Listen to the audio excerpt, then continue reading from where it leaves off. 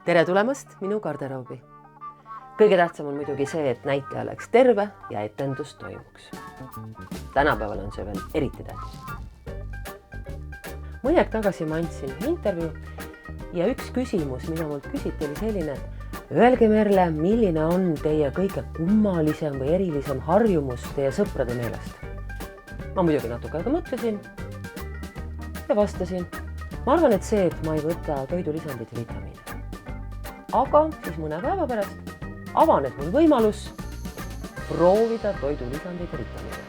Ma võtsin omale väikse mõtlemise aja ja mõtlesin, miks mitte, muidugi, ma proovin. Ja ma ütlen ausalt, ma olen väga õnnelik, et proovin, sest mul on energia. Ja ma arvan, et see on eriti tänu D-vitamiinile.